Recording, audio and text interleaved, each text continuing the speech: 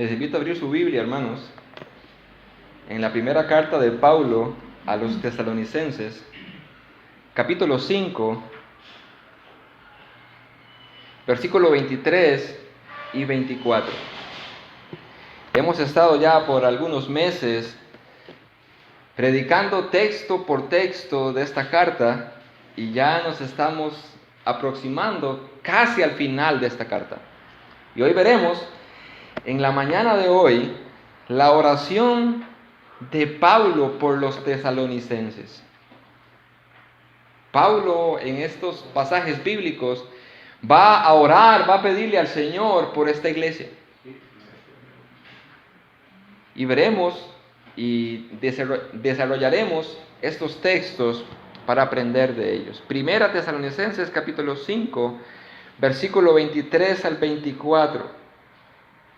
Pablo dice: y el mismo Dios de paz os santifique por completo, y todo vuestro ser, espíritu, alma y cuerpo sean guardados irreprensibles para la venida de nuestro Señor Jesucristo. Fiel es el que os llama, el cual también lo hará.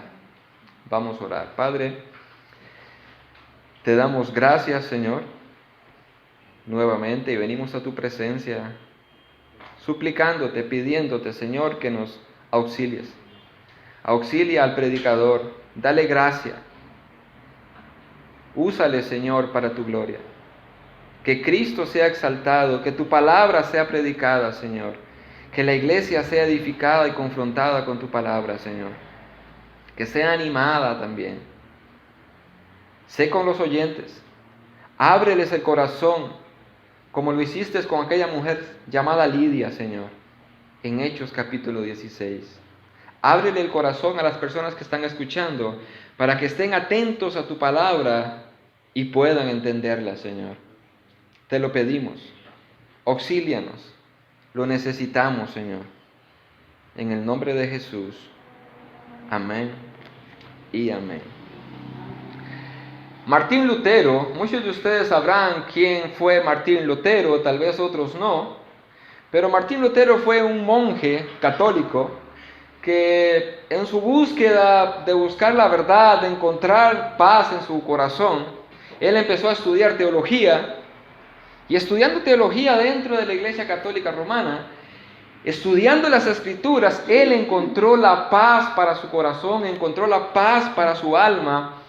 Las Escrituras, la palabra del Señor, le trajo a él la verdadera enseñanza y por ende la paz a su corazón. Luego de eso, muchos de ustedes saben que a él se le conoce como el reformador. Él empezó a enseñar desde las Escrituras en las iglesias católicas y en los seminarios católicos, y de ahí surgió la Reforma. Él empezó a traer la verdadera palabra de Dios, predicada y expuesta, y entonces la Iglesia Católica y los reyes de aquel entonces se volvieron en contra de él.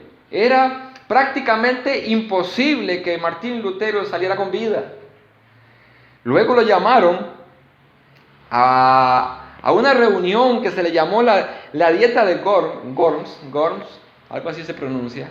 Fue una reunión donde estaba el Papa, sus hombres más importantes, estaba el rey, estaba todos los clérigos de aquel entonces, todas las potencias en aquel entonces mundiales que podían simplemente condenarle, y le ordenaron a Martín Lutero en esa reunión que se retractara de todo lo que él había enseñado y de todo lo que él había escrito.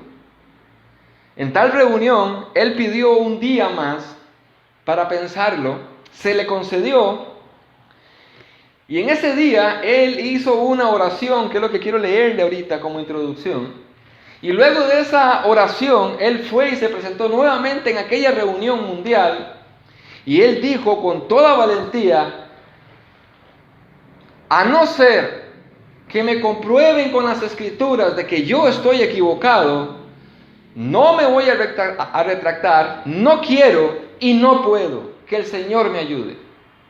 Y no hubo nadie, ni el Papa, ni los sacerdotes, no hubo nadie que le pudiera contradecir todo lo que él enseñaba, porque todo lo que él enseñaba estaba de acuerdo con la palabra de Dios.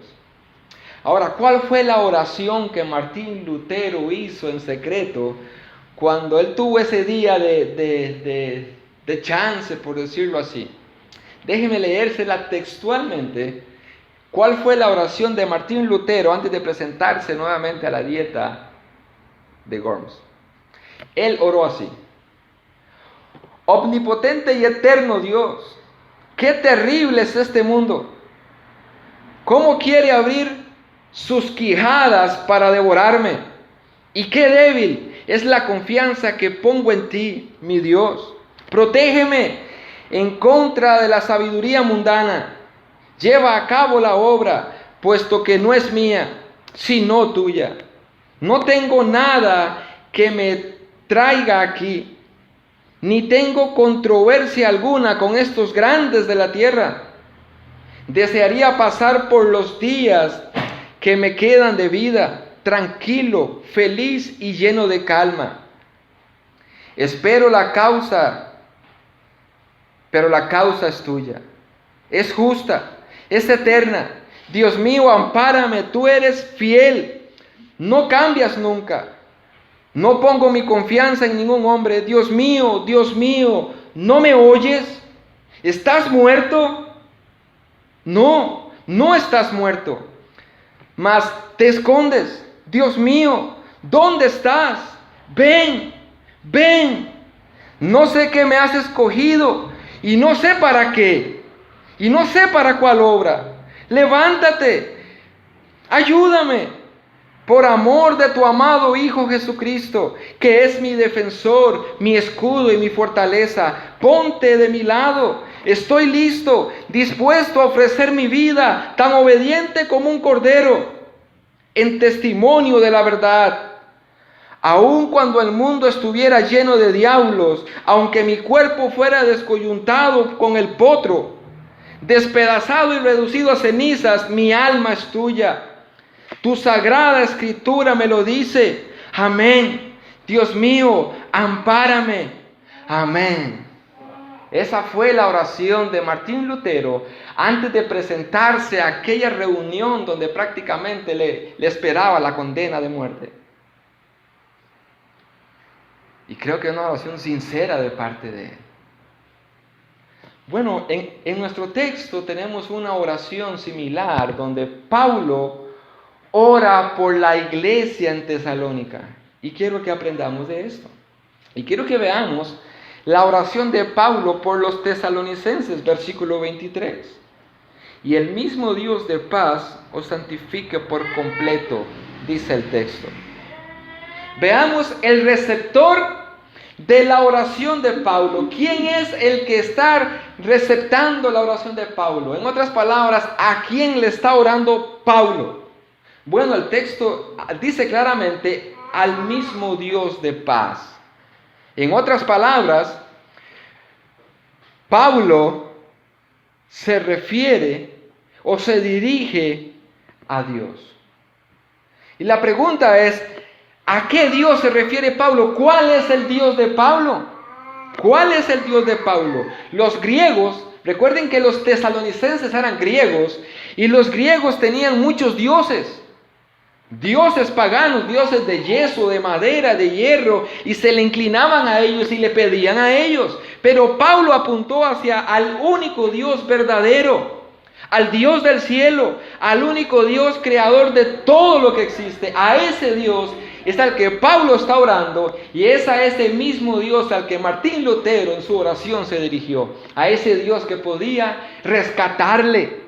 Humanamente, ¿quién podía haber rescatado a Martín Lutero? Si tenía en contra de parte de la ley civil, por decirlo así, los reyes y los gobernantes estaban en contra de Martín Lutero, y la parte religiosa, que era todo lo que era la iglesia católica, estaba también en contra de Martín Lutero, ¿quién lo iba a rescatar?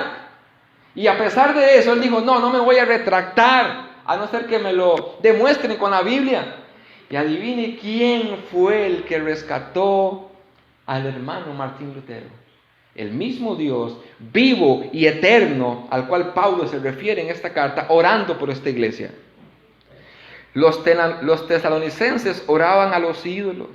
Si vamos un poquito atrás en nuestra carta, en el capítulo 1, versículo 9, Pablo dice: porque ellos mismos cuentan de vosotros, de la manera en que os recibisteis y cómo os convertisteis de los ídolos a Dios para servir al Dios vivo y verdadero. Los mismos tesalonicenses adoraban dioses paganos, dioses falsos.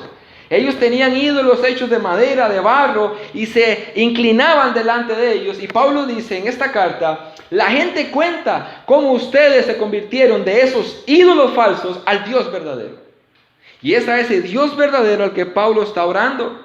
Es a este Dios a quien Pablo ora, y es aquel único Dios en el cual el mundo entero está en deuda con él. ¿Quién es este Dios al cual el que Pablo está orando? Es el Dios verdadero, es el único Dios, creador de todo, pero también es el Dios con el cual el mundo entero está en deuda. Y escúcheme usted que está en este lugar.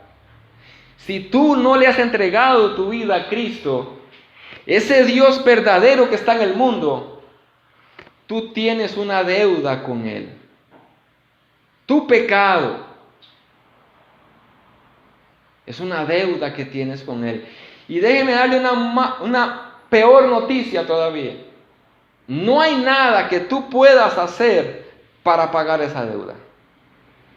Las iglesias, las religiones el día de hoy han inventado que usted puede hacer obras buenas y que esas obras buenas al fin de los días van a ser puestas en una balanza, y entonces esas obras buenas van a quitar las obras malas y vas a entrar al cielo. El problema es que la Biblia no enseña tal cosa. La Biblia enseña que su pecado no tiene paga en este mundo. No hay nada que usted pueda hacer para borrar un solo pecado que usted haya cometido. Tanto así que por esa fue la razón que Jesús tuvo que venir a este mundo. Él tuvo que venir a pagar la deuda, porque nadie la podía pagar. ¿Cuántos pecados le bastaron a Adán y a Eva para que Dios los expulsara de su presencia? Uno solo. Un solo pecado bastó para que Adán y Eva fueran expulsadas de la presencia de Dios. Y todos los que estamos aquí hemos cometido más de un pecado, ¿verdad? La deuda que tenemos para con ese Dios de Pablo es eterna. Y nosotros estamos endeudados con Él. Es Dios, según el capítulo 2, versículo 4, el que prueba nuestros corazones. Él prueba nuestros corazones. Él examina nuestros corazones. Él sabe que somos hombres y mujeres pecadores, necios, y que cada vez que tenemos chance simplemente nos inclinamos hacia el pecado. Y estamos en deuda con ese Dios. Es a ese Dios al que Pablo está orando. Es un Dios que no puede ser burlado. Usted puede esconderse de su esposa, de su esposo, de su papá, de su mamá. Usted puede esconderse de cualquier persona para pecar, pero no de Dios. Y dice el libro de Apocalipsis que en el día del juicio, de una forma simbólica, va a ser abiertos los libros en donde están escritas todas las cosas que tú has hecho. Y vas a ser juzgado de acuerdo a eso. Este Dios no puede ser burlado. Es un Dios que no puede ser manipulado por ninguna razón. Es a ese Dios al que Pablo está orando. Un Dios que detesta el pecado. Es un Dios que ha determinado un día específico y que Él descargará toda su ira y todo su enojo contra los seres humanos que no se quieran arrepentir. Y muchas veces esas palabras parecen ser crueles y duras. El problema es que Dios le ha dado chance a la humanidad. Dios ha sido clemente con los seres humanos. Hay personas que mueren a los 19 años. Y Dios le dio 19 años para arrepentirse y no quiso. Y hay personas que ya tienen más de 20, más de 30. Yo veo personas que tienen más de 50 aquí. Dios les ha dado más de 50 años el chance para que se arrepientan y tal vez no han querido. Bueno, Dios ha preparado, ese Dios de Pablo ha preparado un día en el cual Él descargará toda la ira y toda la furia sobre esas personas. Y dice el libro de Apocalipsis que el humo del tormento de esas personas subirá por los siglos de los siglos y nunca se acabará. Un Dios que no puede ser comprado. Él no cambia de parecer por obsequios como lo hacemos nosotros aquí en la tierra.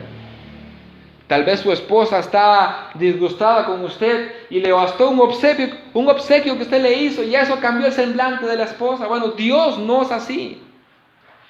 A no ser que el ser humano no se arrepienta de sus pecados, ese Dios no cambiará y estará enojado cada día, como dice Romanos capítulo 2, versículo 5. Pablo dice que debido al corazón no arrepentido y por el corazón endurecido, dice que esa persona atesora, acumula ira para el día de la ira y no cambiará, a no ser que realmente te arrepientas. Ese es el Dios de Pablo. Ese es el Dios a quien Pablo está orando en este momento. Y todo eso es importante que les diga de estas cualidades de Dios en cuanto al pecado, para entender lo que Pablo sigue diciendo acerca de Dios. Pablo ora a un Dios que es tan selecto que él ha determinado escuchar a ciertas personas. Y escúcheme bien, tal vez usted nunca lo ha escuchado, tal vez usted nunca lo ha creído, pero déjeme leerle lo que la Biblia dice de ese Dios selecto. Dios no es el Dios del cielo, de que estamos hablando aquí, el Dios de la Biblia, no escucha a todas las personas. ¿A qué me refiero? Supongamos que aquí habemos 30 personas. Y de esas 30 personas hay solo 2 que son verdaderamente creyentes, que le han entregado su vida a Cristo, que han sido rescatados y lavados por la gracia y la sangre del Señor. Pero todos oramos. Déjeme decirle que Dios el Padre escucha la oración únicamente de esas 2 personas. El resto no. ¿Pero cómo? Se preguntará usted. ¿Qué está diciendo? ¿Cómo se le ocurre? Bueno, ese es el Dios que se ha revelado en la Biblia. Dice el libro de Proverbios, capítulo 15, versículo 29. Jehová está lejos de los impíos, pero Él oye la oración de los justos. El Dios de Pablo, el Dios de la Biblia, el que yo le vengo a predicar a usted que está aquí en la Biblia, no escucha la oración de los pecadores. Si hay un hombre o una mujer que no le ha entregado su vida a Cristo y tiene problemas en su matrimonio, por más que le ore a Dios, ayúdame con mi matrimonio, Dios no le escucha. Porque no hemos entendido lo que el pecado ha hecho con nosotros. El pecado nos ha separado de Dios. Romanos capítulo 3, versículo 23. Por cuantos todos pecaron, están destituidos de la gloria de Dios.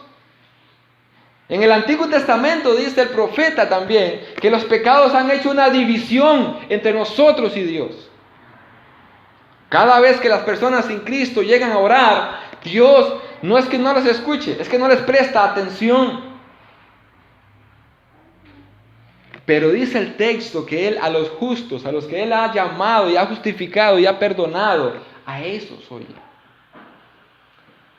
Y yo los veo a ustedes como en alguna área como sorprendidos por lo que estoy diciendo. Déjeme decirle que es muy probable que te veas sorprendido porque no conoces al Dios de la Biblia, porque no conoces las Escrituras.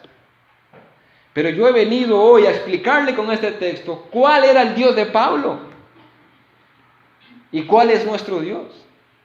No un Dios que han inventado por ahí, que dicen Dios es amor y no importa cómo usted viva, al fin y al cabo usted va a ir al cielo porque Dios es amor.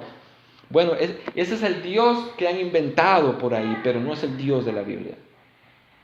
El Dios de la Biblia ha dicho claramente que el mundo entero está bajo condenación y que aquel que no crea en Jesús y se arrepienta ya ha sido condenado. Ese es el Dios de las Escrituras. A este Dios es a quien Pablo ora, y es un Dios vivo, no como los ídolos que tenían los tesalonicenses. No tenía nada importante estos ídolos en comparación con Dios. Y por eso los tesalonicenses, cuando escucharon el Evangelio por parte de Pablo, ellos se convirtieron al Dios verdadero. Ellos querían tener a ese Dios verdadero, poderoso y vivo de parte de ellos. Ahora veamos nuevamente nuestro texto y veamos cómo Pablo le llama a este Dios. Pablo dice, y el mismo Dios de paz. ¿Cómo le llama Pablo a este Dios? El Dios de paz. Por eso era importante explicarle un poco primero que el mundo está en deuda con él, está en guerra. ¿Qué pasaría si yo les digo a ustedes, los que vivimos aquí en Grecia, saben una cosa? El ejército de los Estados Unidos ha declarado guerra contra Grecia. Pregunto, ¿usted se asustaría saber que viene todo el ejército de Estados Unidos, sus tanques, sus aviones, sus helicópteros, sus submarinos, por todo lado, simplemente a destruir Grecia? Bueno, déjeme decirle que la Biblia enseña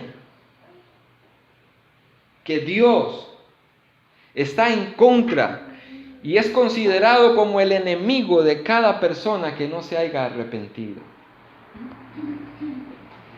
Y lo veremos en algunos textos ahorita. Y por eso es que Pablo le llama el Dios de paz. No puede haber paz si primero no hubo guerra, si primero no había conflicto. Ahora, ¿por qué Pablo le llama así? ¿Por qué Pablo le llama el Dios de paz? Como hemos dicho antes, este Dios es un Dios santo. Y como dice Paulo Washer, si usted comprendiera quién es Dios, caerías de rodillas ahora mismo. Pero como no comprendes quién es Dios, vives como se te pegue la gana. Si usted supiera contra quién está usted en deuda y contra quién está usted en guerra, usted caería de rodillas clamando misericordia. Es un Dios santo, el Dios que ha creado todo lo que existe. Él creó al ser humano y Dios le dio órdenes, le dio leyes al ser humano para vivir.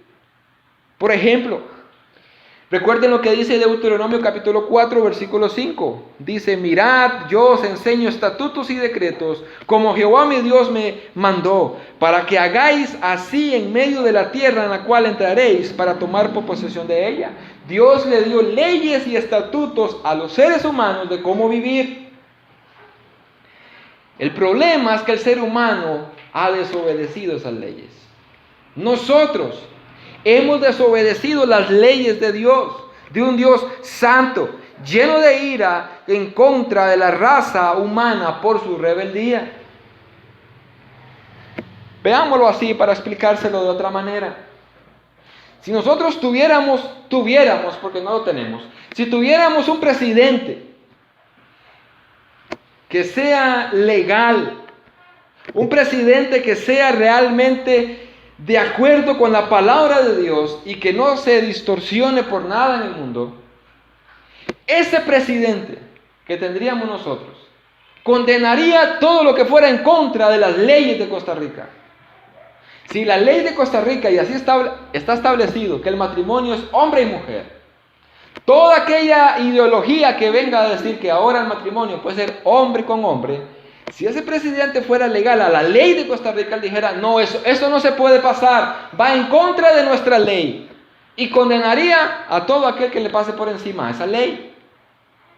Nuestro Dios es un Dios santo, santo, perfecto. Por ende, toda persona que le pase por encima a su palabra recibirá su castigo. Él recibirá su castigo. Dice Romanos 3:23, por cuanto todos pecaron, todos están destituidos de la gloria de Dios. Dios está enojado contra el ser humano. Dios está enojado, lleno de ira contra la rebeldía del ser humano por el hecho de que simplemente ha desobedecido su palabra. Pero notes algo importante en ese texto. Pablo le llama el Dios de paz. El Dios de paz. ¿Cómo puede ser eso? ¿Cómo puede ser que un Dios perfecto y santo esté enfrente de una humanidad que haya ido siempre en contra de sus reglas, quebrantándolas, pasándoles por encima. Y ahora Pablo le llama, ese es un Dios de paz. Déjeme decirle lo siguiente. Nadie podía pagar el pecado de otra persona. Nadie. Nadie podía pagar incluso por su propio pecado, como les dije antes. Entonces, Dios mismo tomó la forma humana, según Filipenses capítulo 2 y según Juan capítulo 1, versículo 14. Él tomó la forma humana. La segunda persona de la Trinidad se encarnó en un cuerpo humano y vino a morir por nosotros para poder pagar el precio del pecado. Él vivió una vida perfecta, ofreció su vida en una cruz como expiación, como pago por nosotros. El mismo Dios que compra a los elegidos y paga por ellos. De hecho, Efesios capítulo 1, versículo 4, Pablo dice que Dios nos escogió desde antes de la fundación del mundo y nos santificó, nos salvó. Dios decide perdonar a todos los pecadores que se arrepientan. Colosenses capítulo 2, versículo 13. Fuimos comprados con la sangre preciosa de Cristo, 1 Corintios capítulo 6, versículo 20. Entonces, ¿cómo es que encajamos esas dos verdades? Dios es santo, es perfecto y no puede pasar por alto a una persona que ha pecado contra Él. Pero ¿cómo Pablo le llama ahora al Dios de paz? La única solución es Dios mismo vino a este mundo, se encarnó, le llamamos Jesucristo, vino y vivió una vida perfecta, murió en la cruz para pagar por nosotros. Cristo hizo la paz por nosotros. Él derramó su sangre y dijo, todo aquel que crea en mí, todo aquel que se arrepienta de su pecado y crea lo que la Biblia dice de mí y me obedezca, yo le atribuyo a esa persona la obra que yo hice y entonces va a tener paz para con Dios. Veámoslo de otra manera para tratar de explicárselo. Supongamos que Diego tiene una deuda de 15 millones de dólares con Ricardo y Diego gana $1 al mes y tiene que pagar esa deuda antes de que se muera. Y simplemente yo digo, Diego, voy a tener misericordia de ti. Yo voy a pagar esa deuda por ti. Diego no hizo absolutamente nada para estar en paz con Ricardo. Fui yo el que pagué la deuda que tenía Diego con Ricardo. Y ahora, por la obra que yo hice, Diego tiene paz para con Ricardo. Ya lo ve de frente y no tiene que agachar la cabeza. Eso es precisamente lo que hizo Cristo a favor de nosotros. Él tuvo que venir, pagar con su vida para que el ser humano tenga paz con Dios y ya no le condene el día que muera. Pero hay un requisito. Debes de arrepentirte. Debes de entregar tu vida. No se puede estar con un pie adentro y un pie afuera. Jesús lo dijo de otra manera. El que no tome su cruz y me siga, no puede ser mi discípulo. Y aquel que no esté dispuesto a dar su vida por mí tampoco. O es todo o es nada. Dice Romanos capítulo 5 versículo 1, justificados pues por la fe, tenemos paz para con Dios. Y ve lo que dice, por medio de nuestro Señor Jesucristo. Yo tengo paz con Dios por medio de lo que Cristo hizo por mí. ¿Se recuerdan cuando Cristo murió en la cruz de Calvario? Que dicen los evangelios que el velo del templo fue rasgado a la mitad desde arriba a abajo.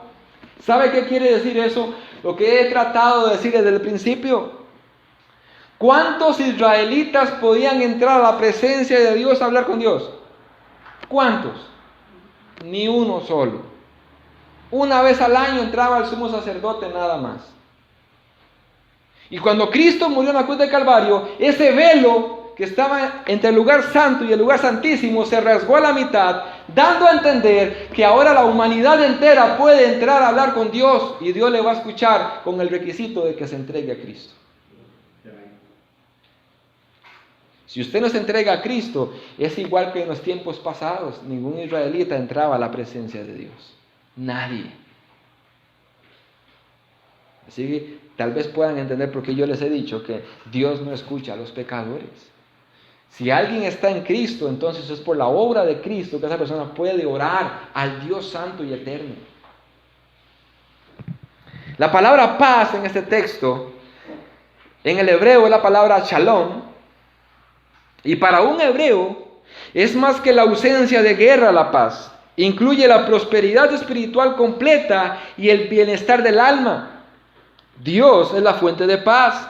Para experimentar la gracia santificadora de Dios, los hombres necesitan primero recibir su paz. Si usted quiere experimentar los beneficios del cielo, por decirlo así, usted primero necesita tener paz con Dios. Y la única solución se llama Cristo. Por eso Pablo le llama, ese es el Dios de paz. No existe otro. No hay otra forma que el ser humano tenga paz con Dios.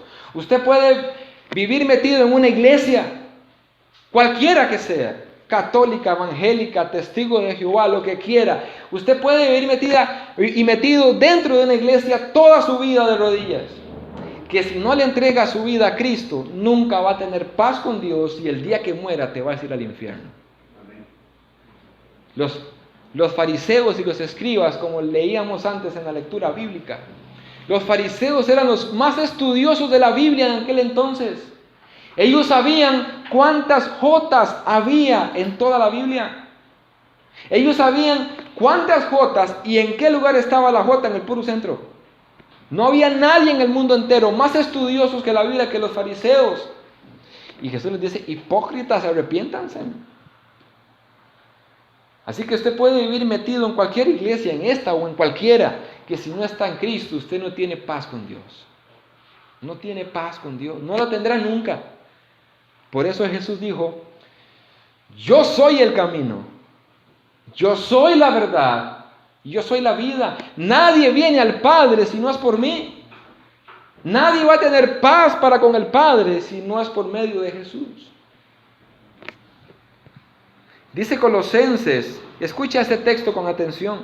Colosenses capítulo 2, versículo 13 al 15. Y a vosotros estando muertos en pecados y en la incircuncisión de vuestra carne, os dio vida juntamente con Él, perdonándoos todos los pecados, anulando el acta de los decretos que nos era contraria. Dice, quitándola y clavándola en la cruz, despojando a los principados y a las potestades, los exhibió públicamente triunfando sobre ellos en la cruz. En la cruz del Calvario fue cuando Cristo alcanzó la paz para la raza humana, dando su vida. Ahí triunfó, dice Pablo. Lastimosamente hay un líder religioso en el mundo entero que dijo, y está en video con su propia voz y su propia cara, él dijo, este líder religioso, que el peor fracaso de Jesús fue la cruz. ¿Sabe quién dijo eso? El Papa Francisco. El Papa Francisco fue el que lo dijo. Pablo dice que en la cruz Él triunfó. Él trajo la paz que usted necesita en la cruz de Calvario. Por esa razón Pablo le llama el Dios de paz. El mismo que ha hecho las paces por nosotros. Él mismo pagó el precio. Él mismo tuvo que sufrir para que nosotros simplemente tengamos la opción de arrepentirnos. ¿No le parece fácil? ¿No le parece fácil el método de Dios para que el ser humano sea salvo? No tiene nada más que hacer que arrepentirse, que ver a Cristo y poner toda su confianza en Él. Es todo lo que tiene que hacer. Ya la parte que nadie podía hacer ya la hizo. Y sin embargo, adivine qué, los seres humanos siguen rechazando esa forma tan fácil que nos ofrece Dios. La santificación, en todos los sentidos, depende absolutamente de Dios y no del ser humano. Después de haber visto el Dios al cual Pablo ora y ver el calificativo que Pablo le da, el Dios de paz, veamos la petición específica de la oración de Pablo. Pablo dice en el versículo 23, El mismo Dios de paz os santifique por completo. Todo vuestro ser, espíritu, alma y cuerpo, sean guardados irreprensibles para la venida del Señor Jesucristo. ¿Cuál es la petición de Pablo por esta iglesia? La santificación. Pablo le ora a Dios para que Dios santifique a la iglesia. Y yo sé que muchos han leído ese pasaje y muchos tal vez han predicado y han hablado de ese pasaje y muchos han entendido de que nosotros con ese pasaje tenemos que santificarnos. Y Pablo está diciendo, no, yo le estoy pidiendo a Dios que los santifique a ustedes. No es ustedes los que tienen que santificarse con este pasaje bíblico. Quiero dejar claro antes de entrar a este punto que la Biblia enseña que usted y yo somos responsables y que usted y yo tenemos que santificarnos en algunas áreas. Pero nada de eso puede ser posible si Dios no es quien me santifica. Y lo veremos a continuación. ¿Qué significa la santificación solicitada en este pasaje bíblico? En otras palabras, ¿qué significa ser irreprensibles? Santificación. La palabra santificación viene de una palabra griega que significa consagración, dedicación, apartado. Pablo le está orando a Dios para que aparte a cada persona del pecado. ¿Cuántos de ustedes conocen personas que dicen, yo quiero dejar de fumar, yo quiero dejar de tomar, pero no puedo? Es necesario que Dios ponga su mano, su poder, para que una persona se aparte del pecado. Nadie se va a apartar del pecado si no es Dios quien lo hace. Cada creyente es llamado a ser irreprensible, apartarse del pecado, como lo enseña Pablo en el capítulo 4, versículo 3 y versículo 7. Pero esta santificación, dice Pablo, es una obra de Dios y no de nosotros. Nosotros no podemos santificarnos por nosotros mismos. Le quiero leer 3 pasajes bíblicos que le van a explicar a usted lo que yo estoy diciendo. Efesios capítulo 3, versículo 17 al 21 dice. Escuchen lo que dice este texto, para que puedan entender que es Dios el que santifica al creyente.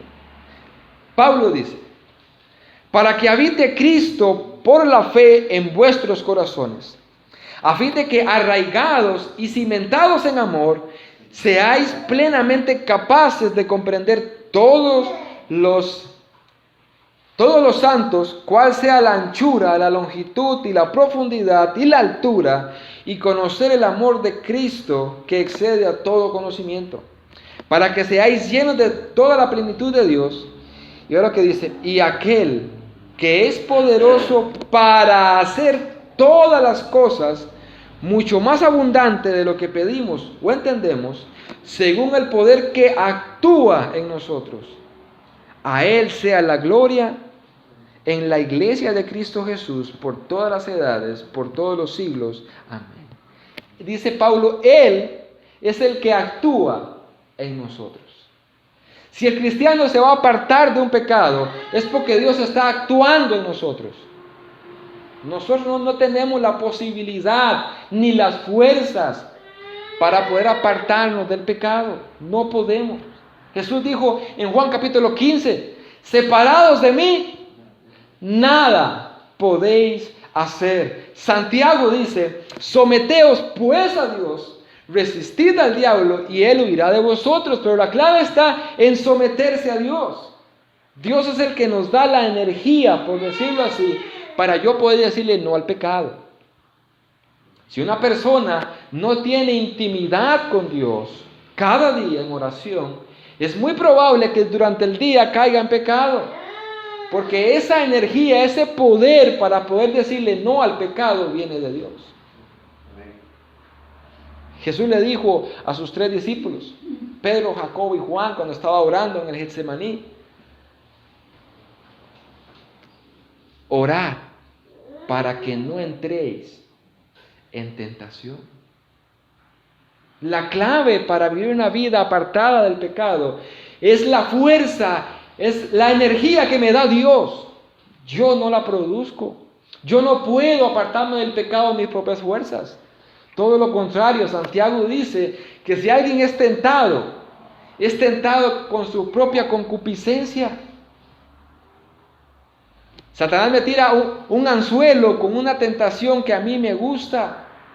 Y si no es Dios el que me da la fuerza para decirle que no, adivine qué voy a hacer yo. Voy a morder el anzuelo.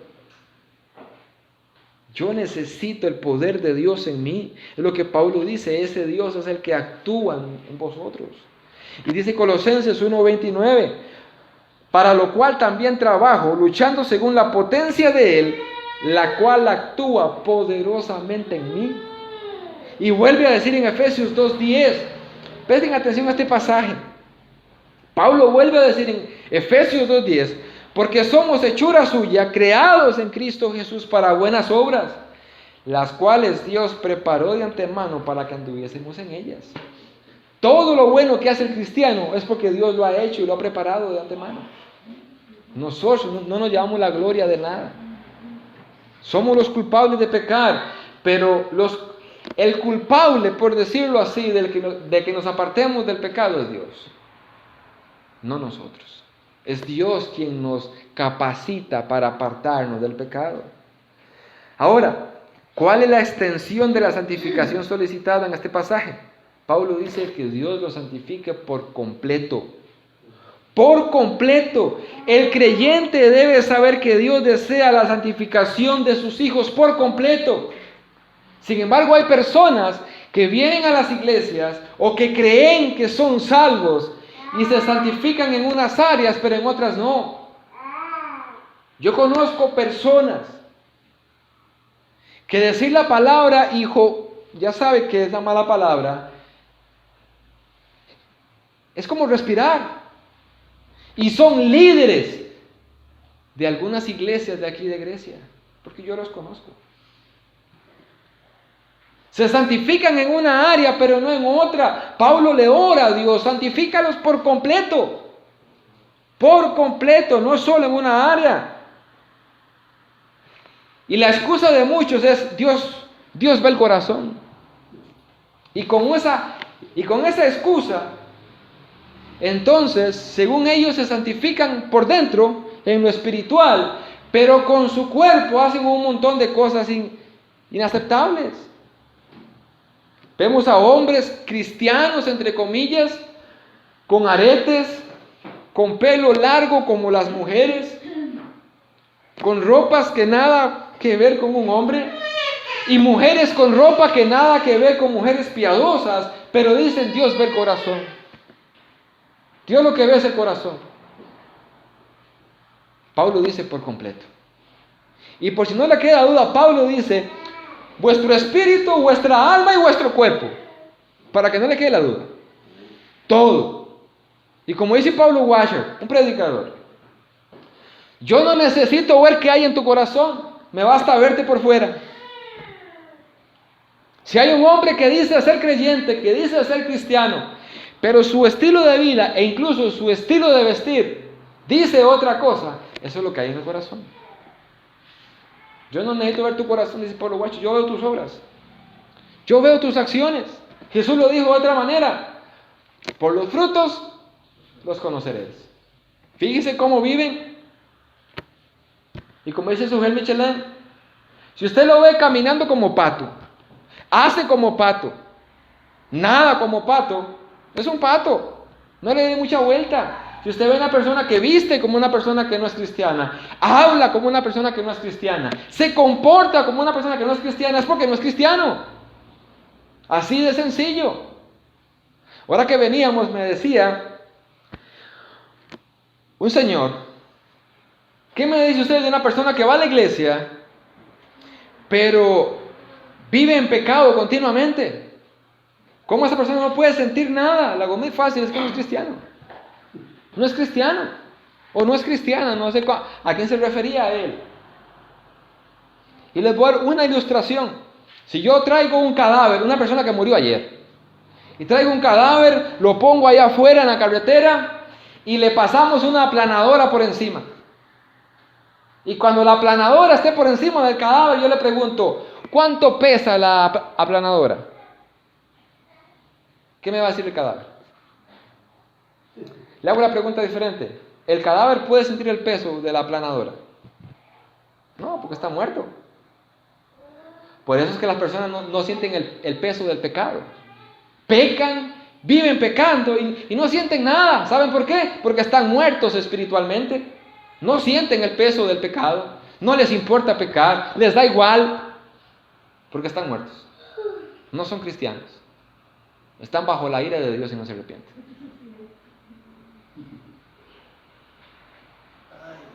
Pablo dice, todo vuestro ser, todo, espíritu, alma y cuerpo, físicamente y en lo espiritual. Varias versiones en inglés, no leo inglés, pero veo un comentario que dice, varias versiones en inglés exhiben la influencia de la traducción de Martín Lutero cuando él la hizo. Cuando dice, esas versiones en inglés, traducidas al español, de cabeza a pies, de extremo a extremo, al revés y al derecho. Dios quiere la santificación por completo, de cabeza a los pies. Y me encontré un comentario, escuche lo que dice un comentario bíblico de Bacon con respecto a este pasaje bíblico. Él dice, debe notarse que la forma verbal santifique ocurre en el tiempo griego auristo. En los versículos precedentes, 19 al 22, Pablo usa el tiempo presente, lo cual indica una acción continua. Los 5 verbos que se trata, dice, pero el verbo auristo en el griego indica no una acción o un proceso que continúa, sino una acción que ocurre. O sea, lo que el comentarista está diciendo en palabras nuestras, el texto griego, el original, lo que dice, Dios ya los santificó.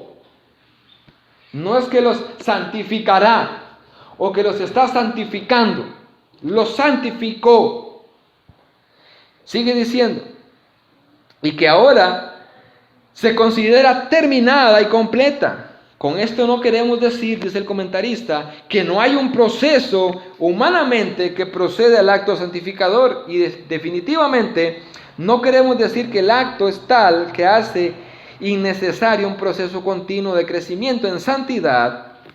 Después de la crisis, sin embargo, dice, lo que Pablo sí está orando es la acción purificadora de Dios en las vidas de estos creyentes, sea tal que ellos puedan decir, la obra ha sido hecha, hemos sido santificados por completo, ahora mismo lo somos. Y esto en teología, ya que estamos domingo, en teología se conoce la santificación en 2 partes. La santificación progresiva y la santificación, vamos a ver cómo se llama, a ver cómo le puedo explicar esto, posicional. ¿A qué me refiero con esto? La santificación posicional es cuando Dios dice, te voy a salvar, y aplica su sacrificio a una persona y Dios lo coloca en un lugar de santificado, está apartado para mí ya, Él es mío. Pero al mismo tiempo empieza una santificación progresiva, que es la que me toca a mí. Yo empiezo a apartarme del pecado, yo lo hago, sí, pero ya en la forma posicional ya Dios me santificó. No espero que lo entiendan porque hasta a mí me cuesta. Nada más quería decir lo que significa. Por lo tanto, en otras palabras, se vuelve evidente que aquí Pablo está orando para que sus lectores sean santificados por completo, como una segunda obra de gracia en el creyente. Dios me salva, pero no se queda ahí. No solo me salva, me santifica, me aparta para Él. Cuando usted lee Juan capítulo 6, Juan capítulo 10, Jesús dice que el Padre le ha dado las almas de las personas a su cuidado, se lo estoy parafraseando, y dice que no hay una sola de ellas que se pierda. ¿Por qué? Porque ya Dios se la dio, son suyas, en una forma posicional, son mías. Ahora cada uno de ellos irá en un proceso personal de santificación. Ahora, también dice el texto por completo, no en partes. No debe ser santo el espíritu, pero el cuerpo no. O no puede ser santo el cuerpo y el espíritu no. Debe ser todo completo. La limpieza de la santificación ha de llegar a cada parte de la naturaleza del hombre. Sus afectos, su voluntad, su imaginación, los resortes de sus móviles, por decirlo así. Su cuerpo es incluido como el templo del Espíritu Santo, pero todo debe de ser santificado. Por eso dice el texto, todo vuestro espíritu, toda vuestra alma, todo vuestro cuerpo. Vemos en otras partes de la Biblia que Dios desea nuestra santificación, como lo vimos la semana pasada en el versículo 19. No entristezcáis al Espíritu, no contristéis al Espíritu, no apaguéis el Espíritu. Y es importante aclarar, hermanos, que Pablo no está diciendo que nosotros somos tripartitos. Importantísimo que quiero aclararles esto antes de ir casi llegando a mi último punto del sermón. Hay una enseñanza por ahí en las iglesias que dice que no somos tripartitos. ¿Qué quiere decir tripartitos? Que el ser humano está dividido en tres: cuerpo, alma y espíritu. Pero déjeme decirle que eso no es cierto. El alma o el espíritu son palabras intercambiables en el Nuevo Testamento. Muchas veces, como en el texto que estamos leyendo, se repiten dos veces para dar fuerza a lo que Pablo está diciendo. Es como si yo le dijera, yo tengo un carro, tengo un auto. Y estoy dando dos palabras sinónimas para decir lo mismo. Tengo un carro, tengo un auto. Pablo está dándole fuerza para decir todo vuestro ser, el alma, el espíritu, que es una sola, y vuestro cuerpo.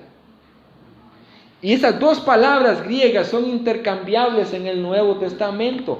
La Biblia no enseña que el ser humano está dividido en tres. Y es importante entender esto. No debe de haber división en estas realidades, sino más bien que se mencionan, como en otros textos, sinónimos múltiples para subrayar la importancia que se está diciendo. Y déjenme darle algunos ejemplos para que vean que no les estoy mintiendo, para los que están escribiendo. Dice Deuteronomio 6:5, oiga, en el Antiguo Testamento: amarás al Señor tu Dios con todo tu corazón. Y los que han estudiado un poquito hebreo saben que la palabra corazón es la palabra lev en hebreo, que significa alma. Y en el alma están los pensamientos, la voluntad y las emociones. Y aquí dice, amarás al Señor o a Jehová tu Dios con todo tu corazón. Y vuelve a decir, con toda tu alma y con todas tus fuerzas. Dios no está diciendo que el ser humano tiene corazón y tiene alma. Es lo mismo. El alma y el corazón es lo mismo. Este texto no está hablando del músculo que bombea la sangre. Corazón es una palabra hebrea, lev, que significa alma. Entonces, ese texto está citando dos veces una misma cosa con dos palabras sinónimas: corazón y alma. Otro ejemplo en el Nuevo Testamento. Mateo capítulo 22, versículo 37. Jesús le dijo, amarás al Señor tu Dios con todo tu corazón, con toda tu alma, y ahora lo que dice, y con toda tu mente. Entonces ahora somos divididos en tres en el alma. O sea, tenemos corazón, tenemos una alma y tenemos mente. No, a estas tres cosas se pueden decir que es una sola. O es el corazón o es el alma. Es lo mismo. La mente, el corazón y el alma es lo mismo. Y él dice, con todas tus fuerzas. ¿Qué es lo que está queriendo decir Jesús? Que todo tiene que ser entregado para Dios, todo. Y cita sinónimos. Como que yo les digo a ustedes, hermanos, ustedes tienen que entregarle toda su cabeza, todo su cerebro, o a lo tico, todo el chayote. Son palabras intercambiables para decir lo mismo. ¿Me comprenden? Pablo tampoco creía que ese hermano fuera tripartito. Escucha algunos ejemplos como Pablo habla de solo una. una y el cuerpo. Romanos 8:10, Pablo dice: pero si Cristo está en vosotros, el cuerpo, número 1, a la verdad está muerto a causa del pecado, mas el espíritu vive a causa de la justicia. Y ahí terminó. ¿Por qué Pablo no dijo, y el espíritu y el alma? Porque es lo mismo. El cuerpo está muerto por causa del pecado y el espíritu está vivo. El espíritu abarca todo lo que habla acerca del alma, la mente, el corazón, los sentimientos, los pensamientos, todo. 2 Corintios 7:1. Así que, amados, puesto que tenemos tales promesas, limpiémonos de toda contaminación de carne y de espíritu. Otra vez, Pablo menciona solo dos cosas: el cuerpo y el espíritu. Entonces, son solo algunos textos que quise citar para que vean que no existe una tricotomía. Somos cuerpo y alma, somos cuerpo y espíritu, es lo mismo. Y Pablo dice: yo quiero que todo vuestro cuerpo sea santificado. Todo lo que está por dentro, todo lo que está por fuera. Los tesalonicenses le daban muy bajo valor al cuerpo. ¿Sabían eso? Eso es importante en la cultura que estamos estudiando. Allá los griegos en aquel entonces, ellos le tenían muy poco valor al cuerpo. O sea, ellos decían, el cuerpo es como una cárcel para el alma. Lo importante es el alma. No le demos tanta importancia al cuerpo. Y Pablo dice, no, así no funcionan las cosas. Dios quiere, y yo le oro a Dios para que su alma, pero también su cuerpo, sea santificado para el Señor, quitando de la mente lo que pensaban los tesalonicenses. Ahora, hermanos, quiero dejar claro, como les decía antes, que hay una responsabilidad que nos toca, porque este sermón se puede malinterpretar también. Si Dios es el que me santifica, entonces yo me cruzo de brazos, vivo como me da la gana, que Dios me santifique cuando quiera. No, también hay otra parte de las Escrituras que enseñan que yo tengo que tener responsabilidad y procurar con diligencia la santificación progresiva. Por ejemplo, usted lee Efesios 4:22 y Pablo dice, despojaos del viejo hombre. ¿A quién le toca despojarse? A mí, a usted, despojaos del viejo hombre. En 1 Corintios 6 dice, huid de la inmoralidad sexual. ¿A quién le toca huir de la inmoralidad sexual? A usted, a mí. En Colosenses 3:5, por ejemplo, Pablo dice, haced morir lo terrenal en vosotros: fornicación, inmundicia, impureza, pasiones desordenadas, idolatría, avaricia. ¿A quién le toca hacer morir eso? A mí. Entonces, son las dos enseñanzas que están en la Biblia. En la santificación progresiva me toca a mí, yo tengo que esforzarme. Pero en la santificación como posición, ya Dios me santificó, ya Dios me apartó. Entonces aquí Pablo enseña que es Dios el que lleva esa obra en nosotros. Y para terminar, mi último encabezado, quiero que veamos el propósito de la santificación en este texto. ¿Para qué Dios le ora? ¿Por qué Pablo le ora a Dios que seamos santificados en vuestro ser, en lo que está dentro y en lo que está afuera? Versículo 23. Y el mismo Dios de paz os santifique por completo, y todo vuestro ser, espíritu, alma y cuerpo, sean guardados irreprensibles. ¿Para qué? Para la venida de nuestro Señor Jesucristo. Ese es el propósito de nuestra santificación. Esta santificación debe de hacerse por causa de que Cristo volverá. Él va a volver. Sea que usted esté vivo o sea que usted esté muerto, cuando Él regrese, Él va a regresar. Y como Pablo se los explica en el capítulo 4 y en el capítulo 5 que ya estudiamos, Pablo le dice a los tesalonicenses, cuando Cristo regrese, los que han sido ya muertos y fueron creyentes, van a ser resucitados con sus cuerpos. Y los que estemos vivos, vamos a ser transformados en el rapto. O sea, sea que esté vivo, sea que esté muerto, Cristo regresa. Y adivine qué, ahí va a estar su alma, ahí va a estar su cuerpo también. Por eso es que el cuerpo es importante que sea santificado. porque Cristo en su venida va a volver a darle vida a nuestro cuerpo y lo va a restaurar, lo va a glorificar. El cuerpo es importante.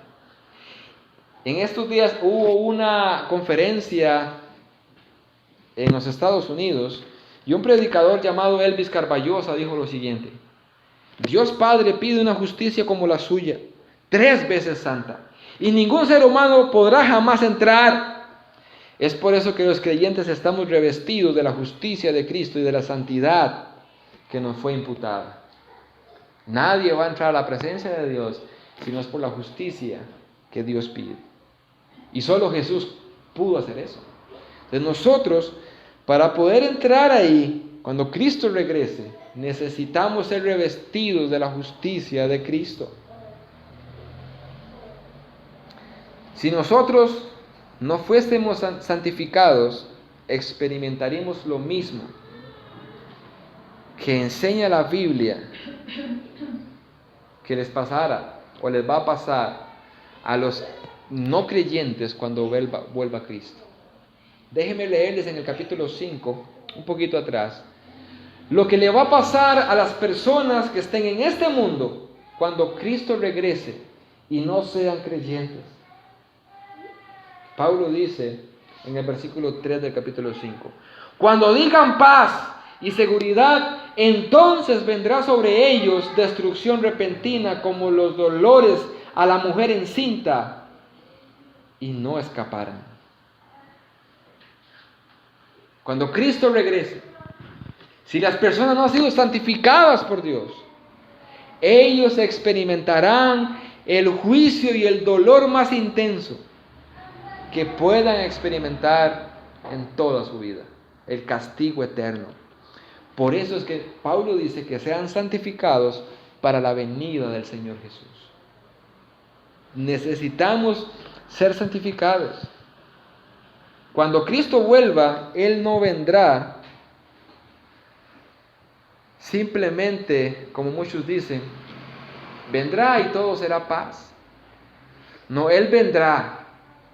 Los que hayan sido santificados por el Señor entrarán con Él en gloria para siempre, pero a los demás los condenará. Él traerá su ira. Esas son las palabras que Jesús dijo: ahí será el lloro y el crujir de dientes. O como dice Apocalipsis, cuando suceda eso, que Cristo regrese, la gente en el mundo entero que se quede ahí va a pedirle a las montañas: caigan sobre nosotros, escóndanos del Cordero, porque lo que les espera es la ira de Dios. Y si alguien no quiere experimentar la ira de Dios cuando Cristo regrese, necesita ser santificado por completo. Ahora yo le pregunto a usted para casi terminar: ¿será usted una persona santificada? Examine su vida. ¿Es usted una persona santificada por Dios? ¿O es una persona que si muere hoy va a ir al infierno? Y muchas veces la gente toma como tan en poco estos llamados de atención. Pero puede ser el último que usted escuche. Puede ser el último. Puede hacer que lo saquemos de aquí en camilla, directo al hospital, y que ella simplemente diga: no, ya falleció. ¿Es usted una persona santificada por el Señor? ¿O no?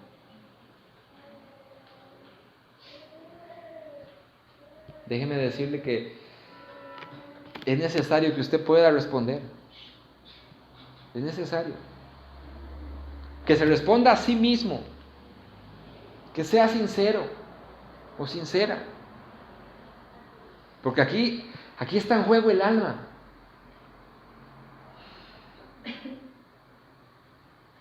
A mí me llama la atención en aquella parábola que Jesús habla en el libro de Lucas capítulo 16, versículo 19 en adelante, la palabra del rico y Lázaro. Cómo el rico, estando en el infierno en tormento, le pide a Abraham, que representa a Dios en esa parábola: Padre, envía a Lázaro a que le predique a mis 5 hermanos para que se arrepientan y no vengan a este lugar. ¿Cuál fue la respuesta de Abraham en este texto? Ellos tienen a la Biblia, que la oigan. Y entonces el rico responde, no, no, padre Abraham. Yo sé que si una persona que ya murió vuelve a la vida y les habla y les comenta que realmente existe un infierno, ellos se van a arrepentir. Y Abraham dice, no. Si ellos no escuchan lo que la Biblia dice, ellos no se van a arrepentir, aunque venga una persona muerta y se los diga. Bueno, déjeme decirle qué es lo que está pasando hoy. Si usted no puede arrepentirse por la predicación del día de hoy, al ver que Dios es un Dios enojado, lleno de ira contra el pecado, y que la única solución es arrepentirse, si usted no puede arrepentirse por la predicación de la palabra, no hay nada que lo haga. No hay nada. Por eso les decía, usted debe examinarse si usted realmente es o no es santificado, porque está en juego su alma.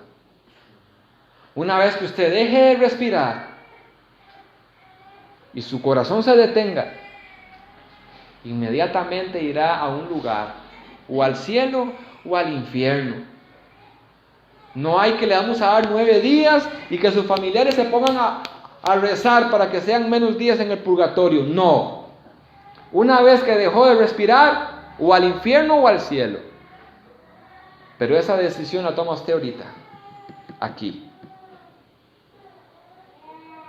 Usted decide si sigue viviendo su vida como bien le viene en gana, a pesar de que ya escuchó que Dios está enojado contra usted por su pecado y espera el juicio, o como buena persona y entendido dice, no, me conviene más arrepentirme. Eso es como en la necedad de los hijos. Una vez se le habla y se le explica, si no me obedeces de ahora en adelante a la primer voz, vas a llevar un castigo.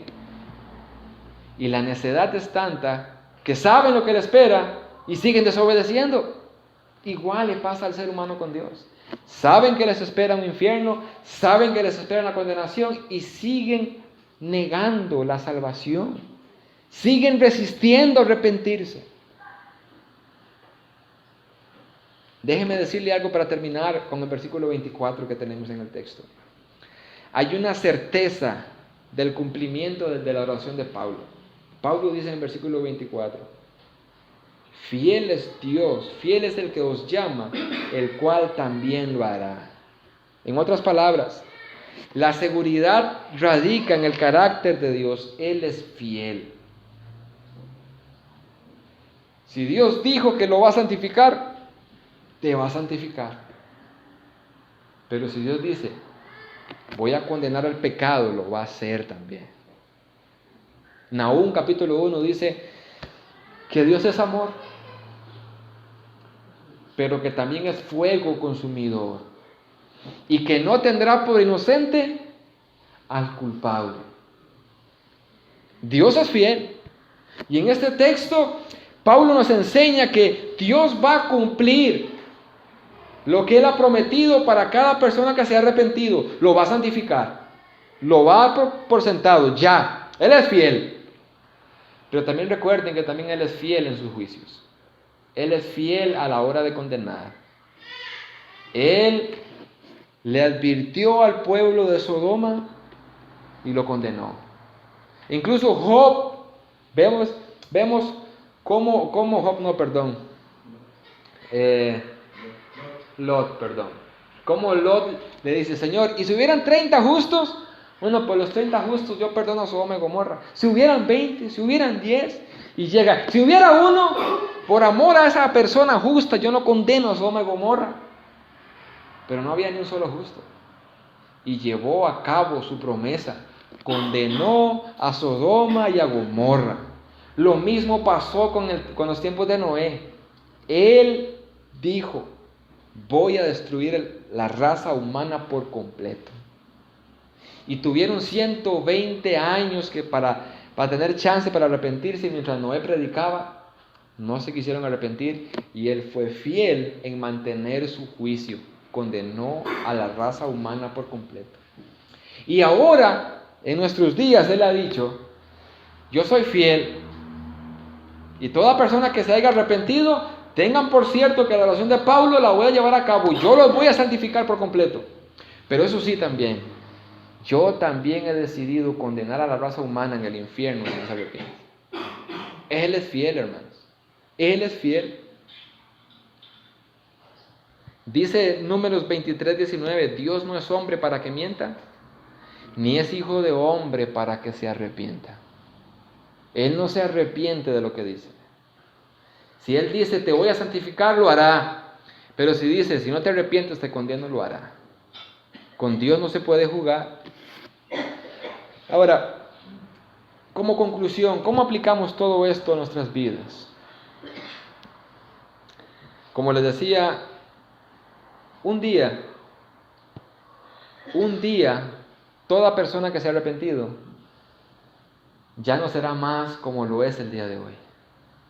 Dejarás de luchar contra el pecado, dejarás de llorar, dejarás de sentirte mal porque has pecado contra el Señor, estarás en paz para siempre, glorificado con el Señor. Ese día entenderás lo que realmente Dios ha hecho por ti. Ese día cuando usted esté ahí presente y pueda ver cómo muchas personas son simplemente echadas al infierno, escuchando aquellas terribles palabras del Señor Jesús: apártate de mí, maldito, al fuego eterno. Palabras de Jesús. Ese día que estés ahí en la presencia del Señor, sabiendo que eres justificado y que has sido santificado por la obra de Jesús, y que no te espera condenación alguna porque Cristo murió por ti, y al mismo tiempo puedas ver cómo muchas personas son echadas al infierno, y escuchar de la garganta del mismo Jesús: apártate de mí, maldito, al fuego eterno. Entonces comprenderemos la gran bendición que fue la salvación y la obra de Cristo para nosotros. Pero no te juegues el chance. Puede ser que seas tú el que escuches esas palabras. Imagínatelo por un momento nada más. Estar ahí y que no hay vuelta atrás, no hay escape. Y aquel que va a determinar lo que te espera, si entras al cielo para siempre o no, simplemente abre su boca y dice: apártate de mí, maldito. Me rechazaste toda tu vida. No quisiste hacer caso a la predicación. Quisiste vivir como te daba la gana. Apártate de mí ahora. Ese puede ser tú.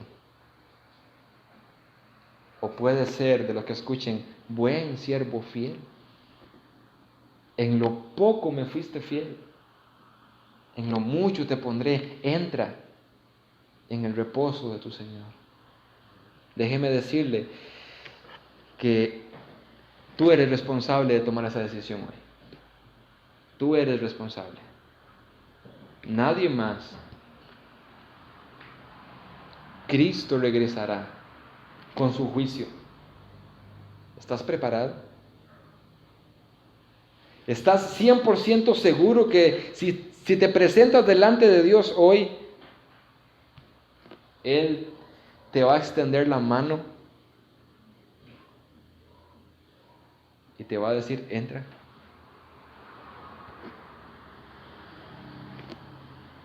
Imagínate la tortura que vas a llevar todos los días, segundo a segundo, por todos los siglos de la eternidad, simplemente porque un día como hoy tuviste la oportunidad de arrepentirte y no lo hiciste. Yo te aconsejo hoy para orar: ven a Cristo, arrepiéntete. Él es fiel. Pablo dice: Él es fiel. Él ha prometido que si te arrepientes, Él te salva, Él te perdona. Él es fiel, Él lo dijo, Él lo cumple. Yo te aconsejo el día de hoy: ven a Cristo, entrégale tu vida a Él, arrepiéntete, cree en el Señor Jesús y serás salvo.